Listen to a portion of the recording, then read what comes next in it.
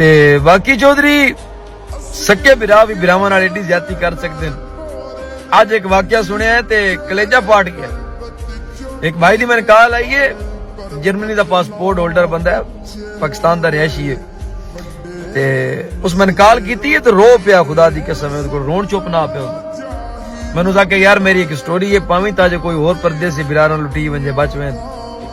मैं कहा दस के गल हो सके यार कि मैं 11 साल जर्मनी रहा, 11 साल जर्मनी जिंदगी का बहुत बड़ा हिस्सा है। जो कुछ कमाया घर पाकिस्तान बिरावन गलिया, जो कमाया बिरावन गलिया, जो कमाया बिरावन गलिया। इवन कि मेरे वालदैन वालदा वालद की डेथ होगी, मैं उत्थे भी ना जा सकिया। ठीक है, कागज कोई ना, जिस टाइम 11वें साल कागज लभे तो पाकिस्तान गया, दस्या उन्होंने मैं पाकिस्तान होंदा फिर। ते सिवाय एक मेरी बहन तो मैं एयरपोर्ट तो बंदा रिसीव करने कोई नहीं आया। जिस टाइम उस बहन ने एयरपोर्ट तो रिसीव किया तो बिरावां दे घर लैके गई, ते बिरावां ते भरजाइयां पहचानन तो इनकार कर छोड़ा कि उन्हें पानी का गिलास भी नहीं पूछे। अदा मैं घंटा एक बैठा हूं घर, मेरे को ना गल बर्दाश्त नहीं हुई कि मैं दस्ती एक दोस्त नु आके टिकट करवा के उस टाइम वापसी की टिकट करवाई।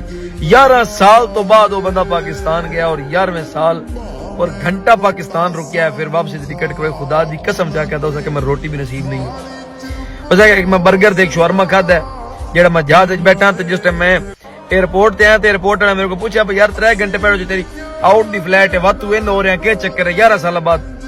उस आख्या नहीं कोई गल नहीं, मैं उस आख्या मैं कूड़ मार छोड़ा, मेरे को होर मसला, मैं गल नहीं दसी मेरे बिरावा मैंने पहचाना तो इनकार कर छोड़ा। तो खुदा दा वास्ता ने पैसा सारा कुछ नहीं होता।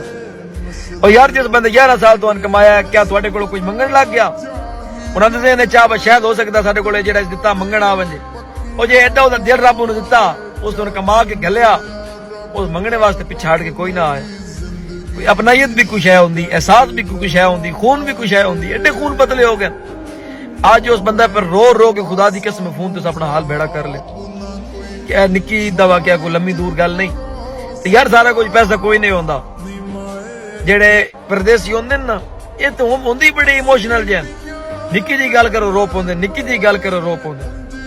3 घंटे पाकिस्तान 11 सालों तो बाद गया, 3 घंटे पाकिस्तान में नसीब बनवा वापस आ गया। तो यार मसले रोटी दे सपना जाही लगदा